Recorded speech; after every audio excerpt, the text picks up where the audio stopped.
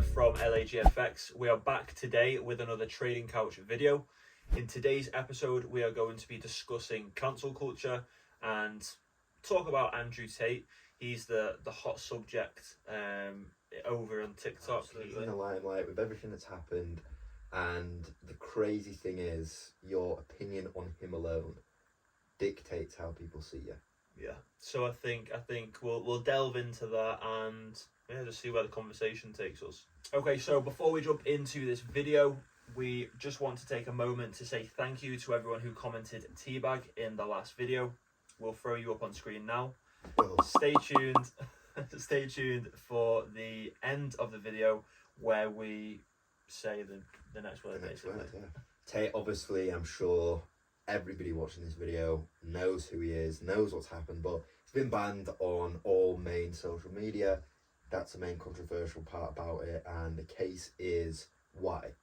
He's the first, as far as I'm aware, big figure where there's been a ban like this that seems relatively unjustified. Well, realistically, yes, he has expressed opinions on things which seem quite far and wrong, but at the end of the day, their reasoning behind it was the fact that, like, as if he's brainwashing people. Yeah.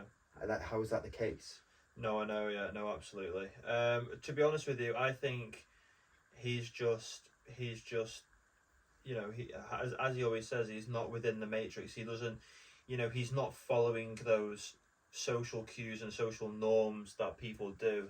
It's a term that you often use, and I feel like the majority of our society and the way people are, we follow, you know, we're like a herd of sheep. Do you know what I mean? He's not like that. He is his own person. He has his own views, and he's not afraid to express them. You know what I mean? And I think he's one of the first people to date that has stood up for how he feels. Yeah, we're his definitely opinions on a borderline right now in society where free speech is so threatened, where it's like, yes, there is still a lot in terms of what we can say, and we are allowed to almost anything, but there's so many things now that will offend somebody and certain people, which is fair enough because of how it's been used in the past. But as time goes on, is there going to be that much that becomes offensive, that free speech is so restricted, and we literally cannot even express our opinion without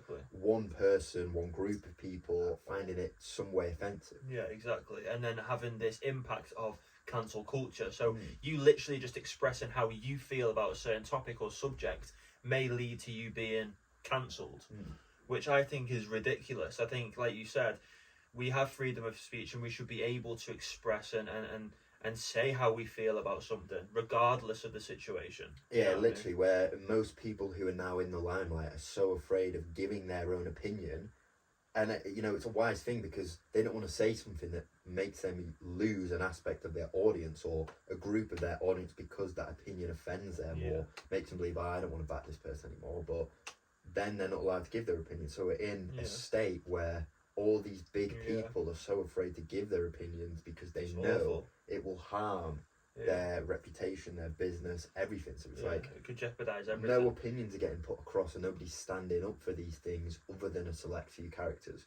Jordan Peterson is a big one, who I respect massively. Andrew Tate's obviously popped up and started giving his opinions, and if it wasn't for those people, these issues would not be addressed. They'd just be batted down because people are so afraid to bring them up and stand for it. I think the way the world is going at the moment is so fucked up. Like, the way the world is transitioning, and I say this all the time when we speak on the Trading Couch, I say this all the time, and I truly believe, like, we're all turning into snowflakes. We're all becoming very soft. We're all, you know, don't say that.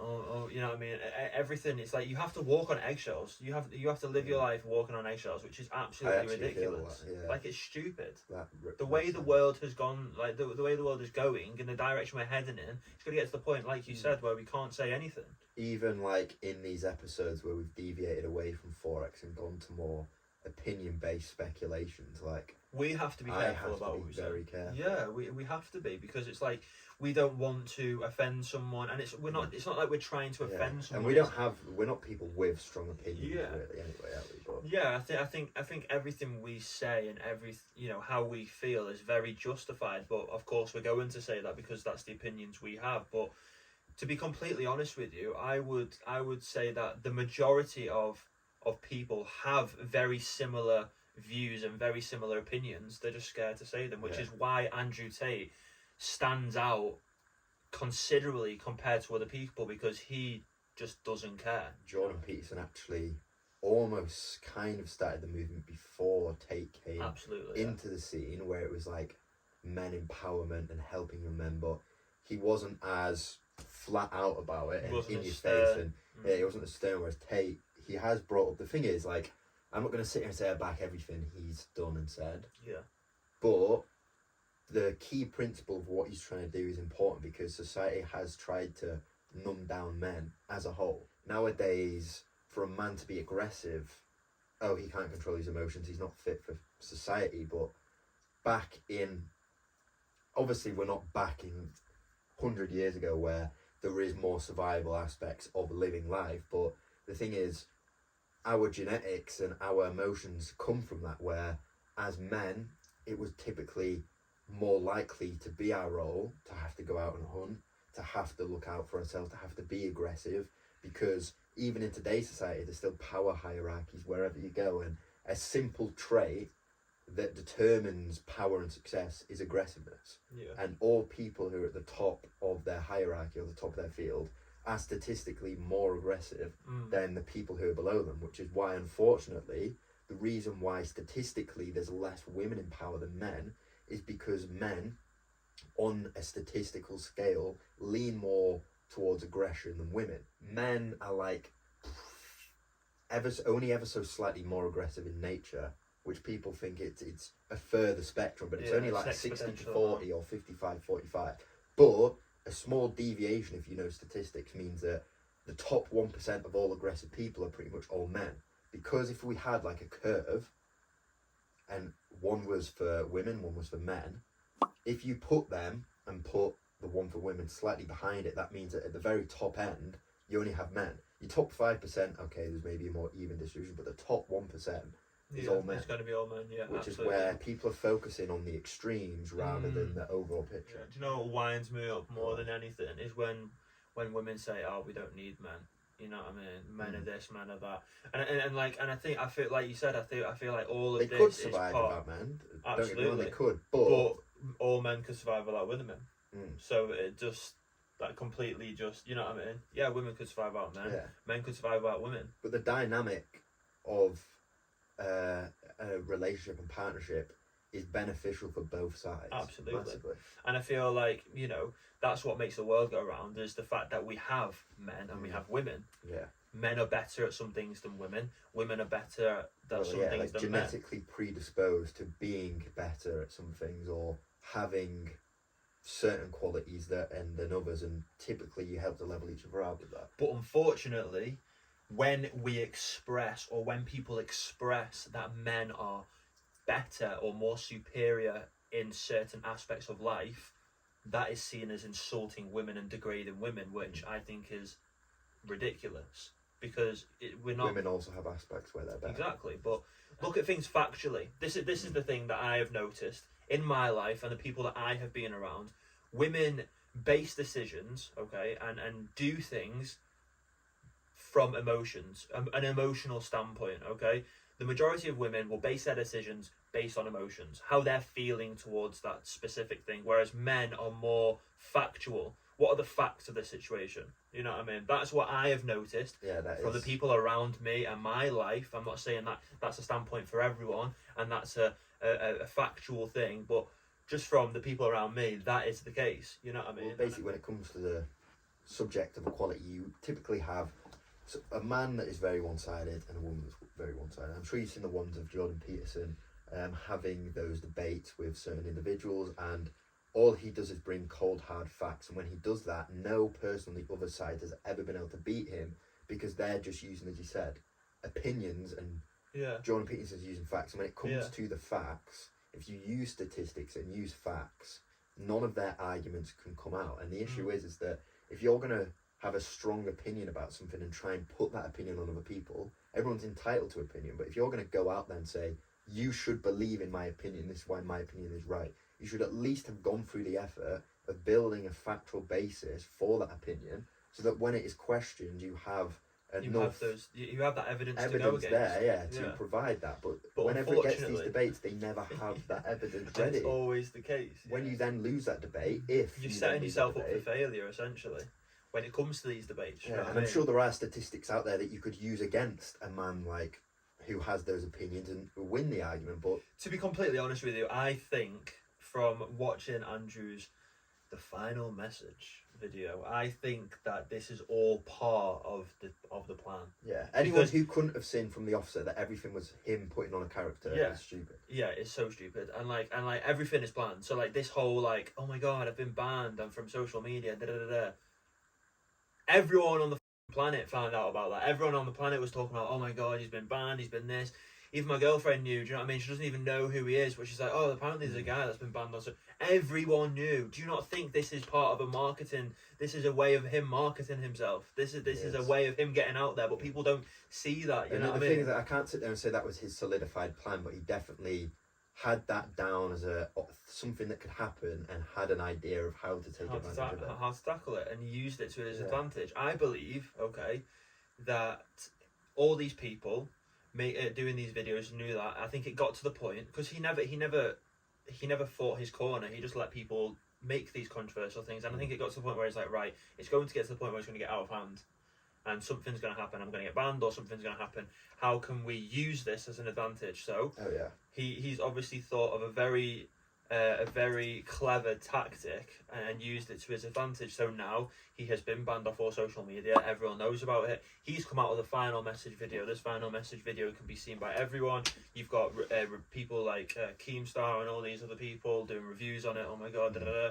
And you've got all people talking it like me and you. News stations reviewing it. So that's gonna propel him forward even more. But then to further back himself, to get him back on social media and to get him back involved with the world, he's having all these people prepared and ready, make videos to say, you know, how good I am, and that and the other. The best part about it is that his affiliation scheme within Hustlers University was literally just a plan to have other people advertise him as an opportunity to make money. Now, because he established himself already on social media as somebody who was rich, because when somebody looks in a mentor, they're looking for, have they already got that success? They would pick someone who is rich over somebody who isn't any day of the week. So they're seeing he's already rich, he's already a confident person.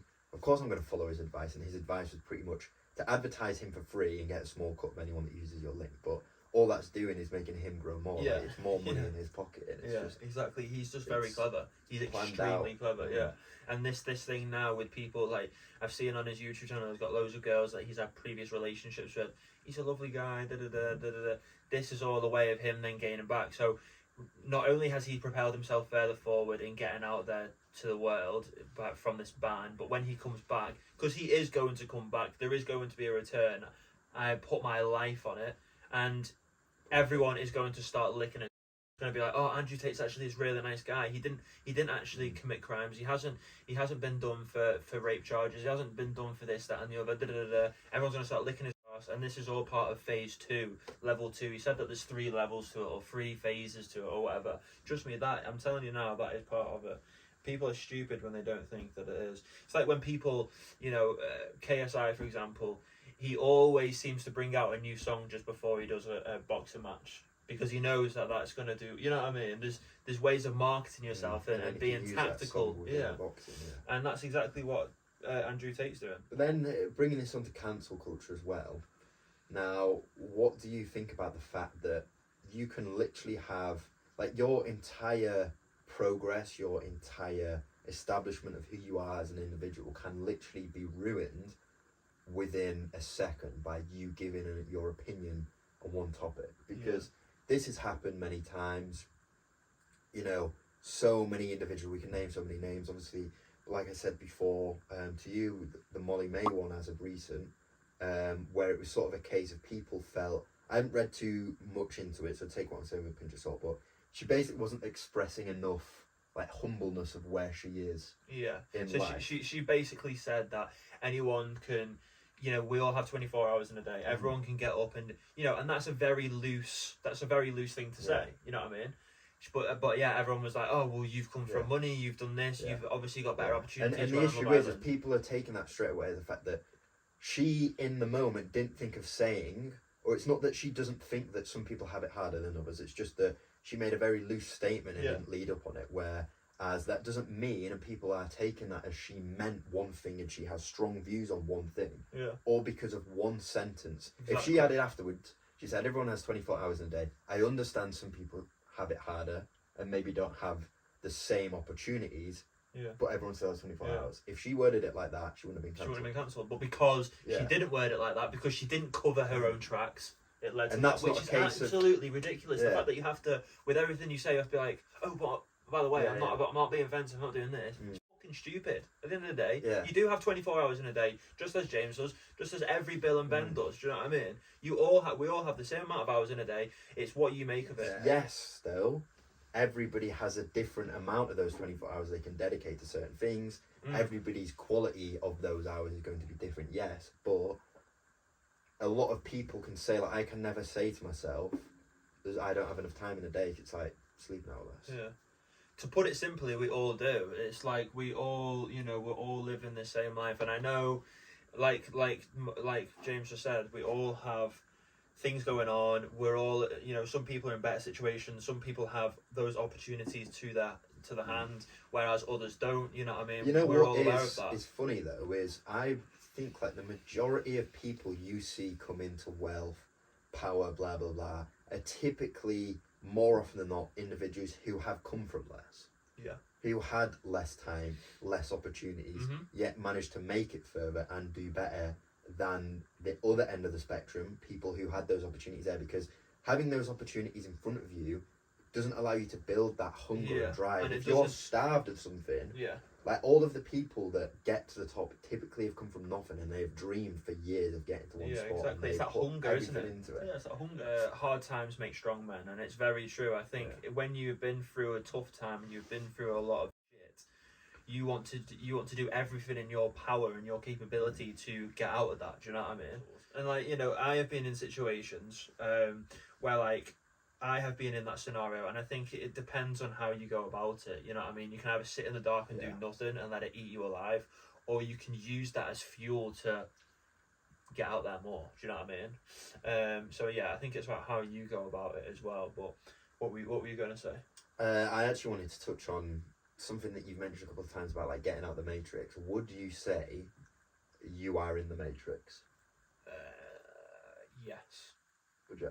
Yeah, absolutely. I think even I would say I am, or I would say I'm partially in the matrix, but I understand, like, and we say the matrix, but like just how society is and how we are so controlled. Like, don't even get me started. People will be like, the way that I look at it, maybe it's not the same thing as the way that you see like the matrix.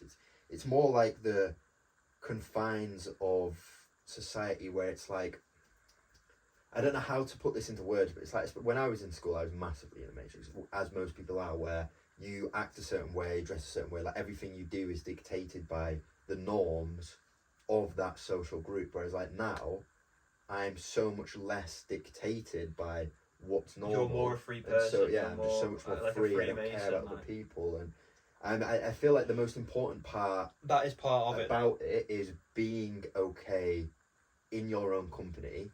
And it's like simple things. Okay with standing out. I've heard people say this many times, that if you're capable of like going for dinner by yourself, going for breakfast by yourself, like sitting down and being by yourself, you're already taking a step out of the matrix, because so many people have that idea, whereas you have to go out with friends, you have to be seen with other people.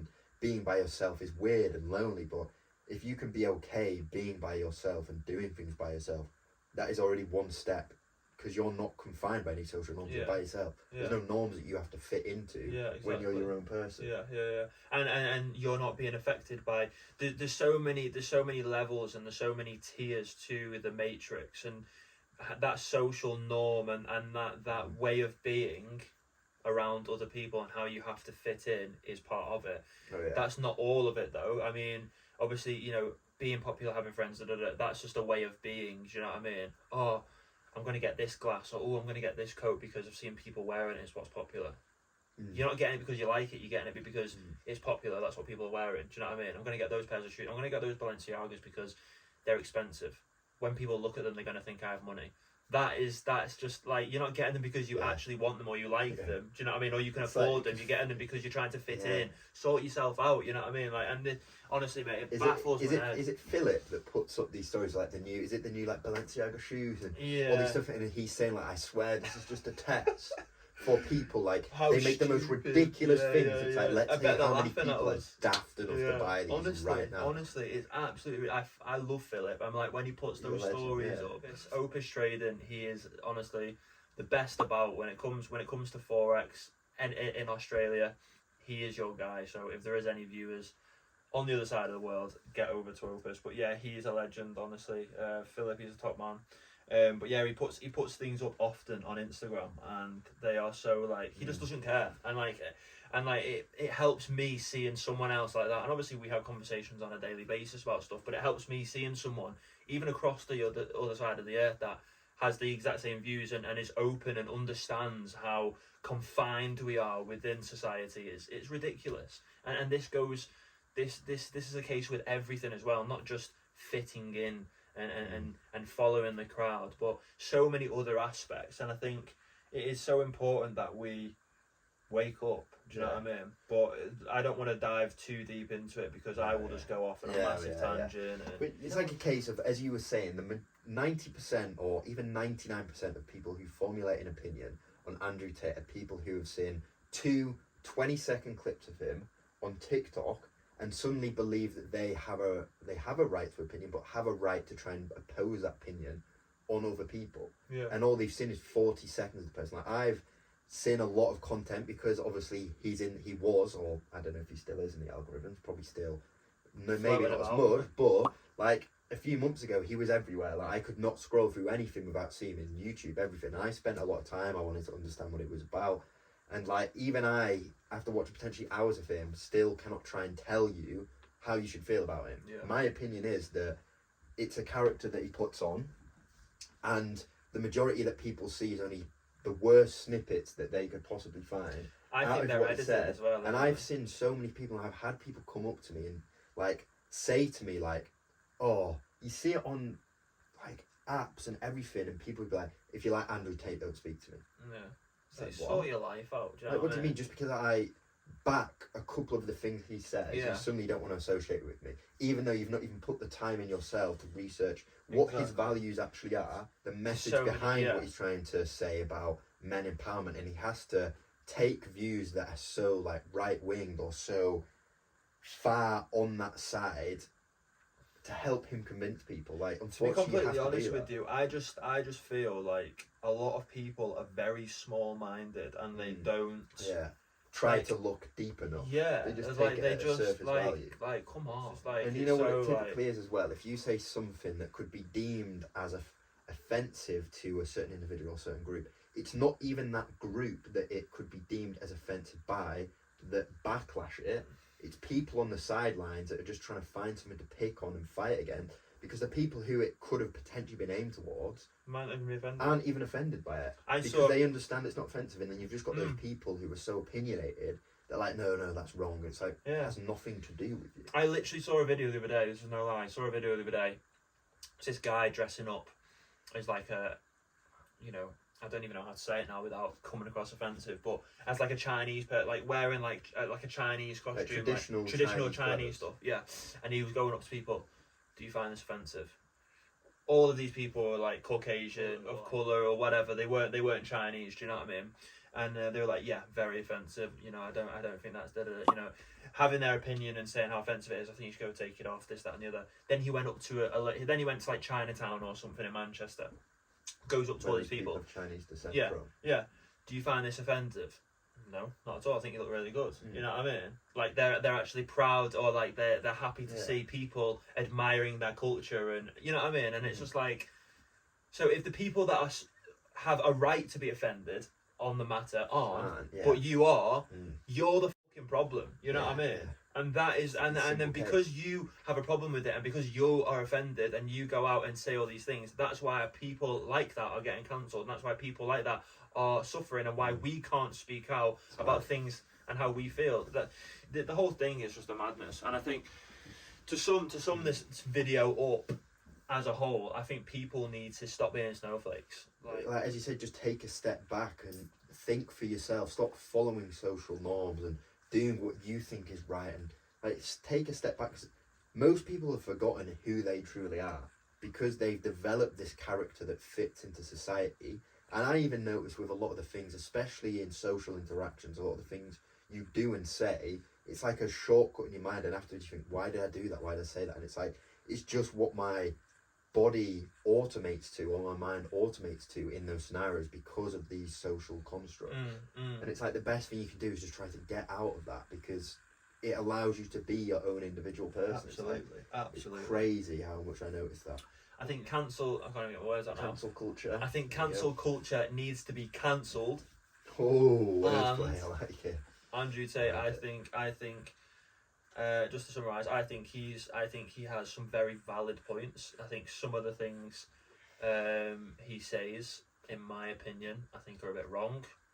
I don't agree with some of the things he talks about, but I do agree with a lot of the things he says. Doesn't mean he's a bad person, doesn't mean he's a good person. I agree with certain topics that he comes up with. The movement in general, trying to empower younger men who at a time where the depression and suicide rate in that construct of younger men is so high. There needs to be some form of movement. Whether it's the right one, the wrong one, we don't know yet, but we'll have to wait for the statistics to tell us. But at least somebody's trying to actively make a movement to solve an issue. Exactly, yeah. And if more and more people are talking out about it. Paddy the Baddy recently spoke out about depression and stuff like that. Tyson Fury has, Andrew Tate does it all the time. Depression and how men are affected and how they feel like they can't speak to people. It's a very common thing, do you know what I mean? Men are less inclined to talk about their problems. They don't want to come across as weak, and that is just part of who we are and how we are. Did you know that there's actual, I don't know if there's real definite studies to back this, but there's a link between testosterone levels and depression. The lower your testosterone is, the more likely you are to experience depression. And the way that men are losing power now, and the dynamic between men and women is going more in a woman's favour than it is to men in some aspects, is making produce less testosterone. Yeah, because when you feel like you're in a lower hierarchy or you're less valuable, your body naturally produces less testosterone. Yeah, well, it all makes sense. And I reckon there's probably studies out there, like the average testosterone in a male 300 years ago compared to now, and it will be a fraction, incredibly lower, and that will be a direct link to the increase in depression. Well, when we look at facts and stuff like that, there's more suicides and stuff like that in men. There's more depression in men. There's more this than men. Men suffer a lot more in that aspect mentally than women do, and I think that is down to probably our own stubbornness, but also how society has created this thing of how men have to be, you know what I mean? Whereas men should be able to express their emotions, they should be able to cry when they want to, and I'm not saying no man cries, but we should be able to express ourselves and be how we want to be. Studies show that men's testosterone levels have been declining for decades. The most prominent, a 2007 study in the Journal of Clinical Endocrinology and Metabolism revealed a substantial drop in the US men's testosterone levels since 1980s, with average levels declining by 1% per year. Every year, 1980s it's decreasing. Well. So in the last 42 years, 42%, it's dropped 1% every year, which exponentially adds up to more. Less? Is it less or more? Because as it's dropped 1% of that value, even so more. So it would be less. It's actually a bit less. Oh, is it? Oh, no, it is a bit less. But actually. That's still even so, at least 30%. Like, that's an insane amount to have 1/3 less. That's insane. Ridiculous. Because the small steps you can take as a natural person, obviously you can inject yourself or take things that increase it anyway, but like even taking small steps in your life to slightly increase your testosterone levels, for me at least, affects my energy levels and happiness levels massively, and that's maybe like a 5% increase. So imagine a 30% decrease, what that would do to you. It's insane. Yeah, it's ridiculous. It's ridiculous. No wonder.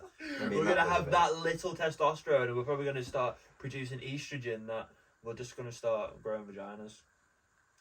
You heard it here first, everybody. When it happens in the future, oh, he's a time teller. Thank you, everyone, for watching this. Please let us know your opinions. I think it's always good for us to. What's the word? What's the word of the video? Tate. Tate. Yeah. Yeah. All right. Tate is the word Tate of the is video. the word of the video. I want to see it spammed in the comments for a shout Andrew out. Tate. But yeah, thank you everyone for watching. Let us know your opinions. We can have discussions, friendly discussions, in the comments. We are open to any opinion on these matters, and we will gladly listen to any take of it. But we will see you in the next episode where we waffle again about another random subject. Sounds good. Peace out.